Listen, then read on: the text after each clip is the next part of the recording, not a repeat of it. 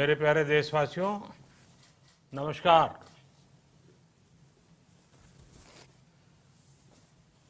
Corona वैश्विक महामारी के खिलाफ लड़ते लड़ते अब हम अनलॉक 2 में प्रवेश कर रहे हैं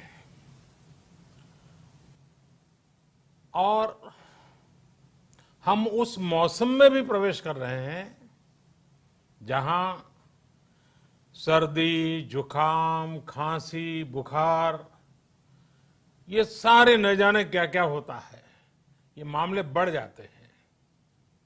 ऐसे में मेरी आप सभी देशवासियों से प्रार्थना है कि ऐसे समय अपना ध्यान रखिए। साथियों, ये बात सही है कि अगर कोरोना से होने वाली मृत्यु दर को देखें तो दुनिया के अनेक देशों की तुलना में भारत संभली हुई स्थिति में है। समय पर किए गए लॉकडाउन और अन्य फैसलों ने भारत में लाखों लोगों का जीवन बचाया है, लेकिन हम ये भी देख रहे हैं कि जब से देश में अनलॉक 1 हुआ है, व्यक्तिगत और सामाजिक व्यवहार में लापरवाही जरा बढ़ती ही चली जा रही है। पहले हम मास्क को लेकर, 2 गज की दूरी को लेकर 20 सेकंड तक दिन में कई बार हाथ धोने को लेकर बहुत सतर्क थे, लेकिन आज जब हमें ज्यादा सतर्कता की जरूरत है तो लापरवाही बढ़ना बहुत ही चिंता का कारण है। साथियों, लॉकडाउन के दौरान बहुत गंभीरता से नियमों का पालन किया गया था। अब सरकारों को, स्थानीय निकाय की संस्थाओं को, देश के नागरिकों को फिर से उसी तरह की सतर्कता दिखाने की जरूरत है। विशेषकर कंटेनमेंट जोन्स, उस पर तो हमें बहुत ध्यान देना होगा। जो भी लोग नियमों का पालन नहीं कर रहे हैं, हमें उन्हें टोकना होगा, रोकना होगा और समझाना भी होगा। अभी आपने खबरों में देखा होगा, एक देश के प्रधानमंत्री पर 13,000 रुपये का जुर्माना इसलिए लग गया क्योंकि वो सार्वजनिक स्थल पर मास्क पहने बिना गए थे। भारत में भी स्थानीय प्रशासन को इसी चुस्ती से काम करना चाहिए। ये 130 करोड़ देशवासियों के जीवन की रक्षा करने का अभियान है। भारत में गांव का प्रधान हो या देश का प्रधानमंत्री, कोई भी नियमों से ऊपर नहीं है। साथियों, लॉकडाउन के दौरान देश की सर्वोच्च प्राथमिकता रही ऐसी स्थिति न आए कि किसी गरीब के घर में चूल्हा न जले। केंद्र सरकार हो, राज्य सरकारें हो, सिविल सोसाइटी के लोग हों, सभी ने पूरा प्रयास किया कि इतने बड़े देश में हमारा कोई गरीब भाई बहन भूखा न सोए। देश हो या व्यक्ति, समय पर फैसले लेने से, संवेदनशीलता से फैसले लेने से किसी भी संकट का मुकाबला करने की शक्ति अनेक गुना बढ़ जाती है।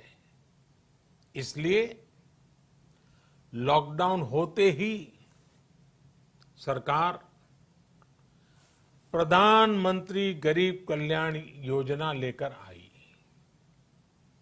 इस योजना के तहत गरीबों के लिए 2.25 लाख करोड़ रुपए का पैकेज दिया गया। साथियों, बीते 3 महीनों में 20 करोड़ गरीब परिवारों के जनधन खातों में सीधे 31,000 करोड़ रुपया जमा करवाए गए हैं। इस दौरान 9 करोड़ से अधिक किसानों के बैंक खातों में 18,000 करोड़ रुपए जमा हुए हैं। इसके साथ ही गांवों में श्रमिकों को रोजगार देने के लिए प्रधानमंत्री गरीब कल्याण रोजगार अभियान तेज गति से आरंभ कर दिया गया है। इस पर सरकार 50,000 करोड़ रुपए खर्च कर रही है। लेकिन साथियों, एक और बड़ी बात है जिसने दुनिया को भी हैरान किया है, आश्चर्य में डुबो दिया है।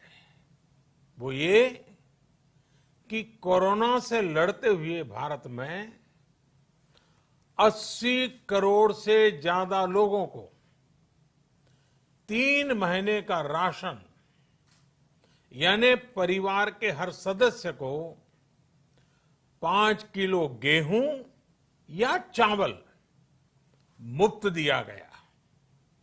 इसके अतिरिक्त प्रति परिवार हर महीने 1 किलो दाल भी मुफ्त दी गई। यानी एक तरह से देखें तो अमेरिका की कुल जनसंख्या से 2.5 गुना अधिक लोगों को, ब्रिटेन की जनसंख्या से 12 गुना अधिक लोगों को और यूरोपियन यूनियन की आबादी से लगभग 2 गुने से ज्यादा लोगों को हमारी सरकार ने मुफ्त अनाज दिया है। साथियों, आज मैं इसी से जुड़ी एक महत्वपूर्ण घोषणा करने जा रहा हूं। साथियों, हमारे यहां वर्षा ऋतु के दौरान और उसके बाद मुख्य तौर पर कृषि क्षेत्र में, एग्रीकल्चर सेक्टर में ही ज्यादा काम होता है। अन्य दूसरे सेक्टरों में थोड़ी सुस्ती रहती है। जुलाई से धीरे धीरे त्योहारों का भी माहौल बनने लगता है।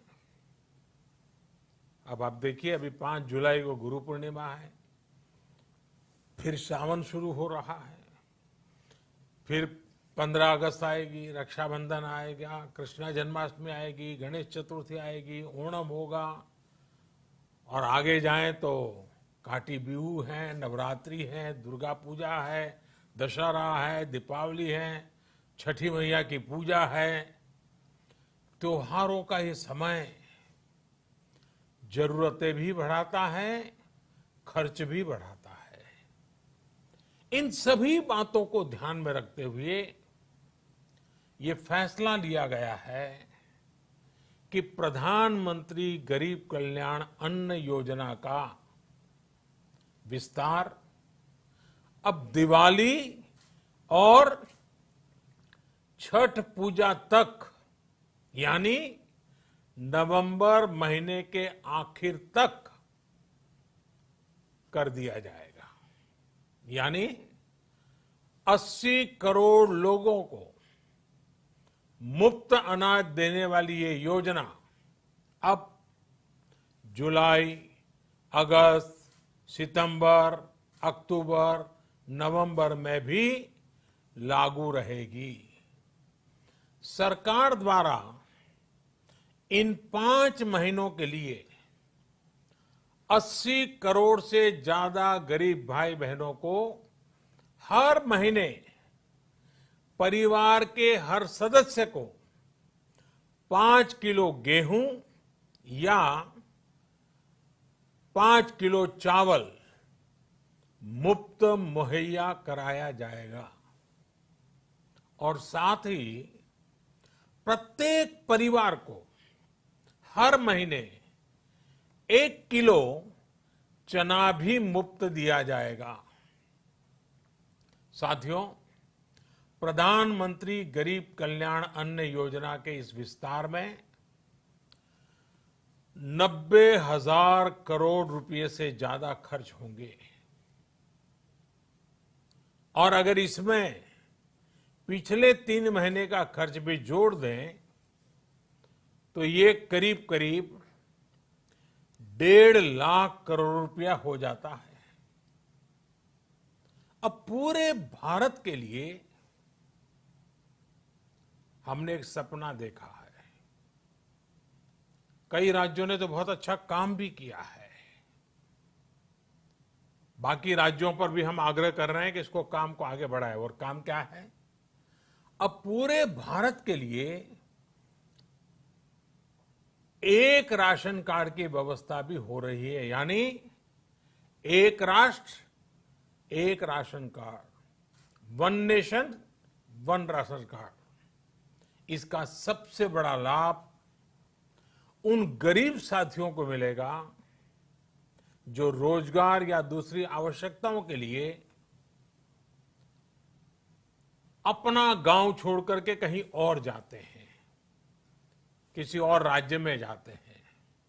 साथियों, आज गरीब को, जरूरतमंद को सरकार अगर मुफ्त अनाज दे पा रही है तो इसका श्रेय प्रमुख रूप से 2 वर्गों को जाता है। पहला, हमारे देश के मेहनती किसान, हमारे अन्नदाता। और दूसरा, हमारे देश के ईमानदार टैक्स पेयर। आपका परिश्रम, आपका समर्पण ही जिसकी वजह से देश ये मदद कर पा रहा है। आपने देश का अन्न भंडार भरा है, इसलिए आज गरीब का, श्रमिक का चूल्हा जल रहा है। आपने ईमानदारी से टैक्स भरा है, अपना दायित्व निभाया है, इसलिए आज देश का गरीब इतने बड़े संकट से मुकाबला कर पा रहा है।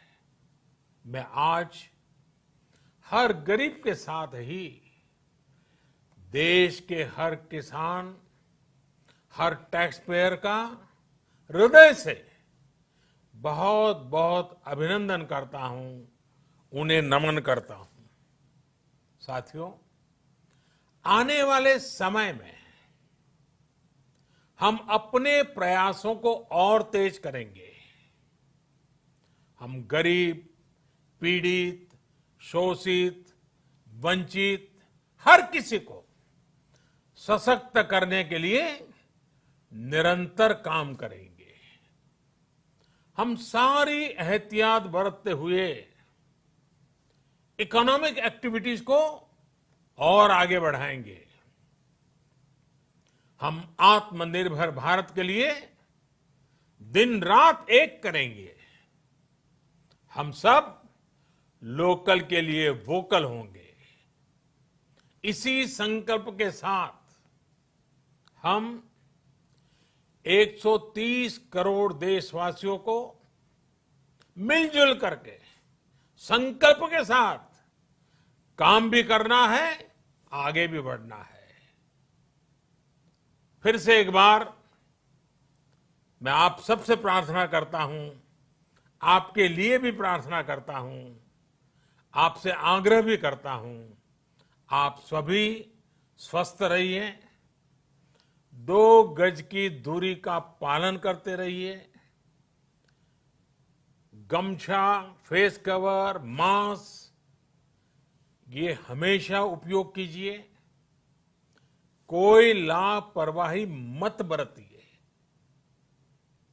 इसी आग्रह, इसी कामना के साथ मैं आप सभी को बहुत बहुत शुभकामनाएं देता हूं। धन्यवाद।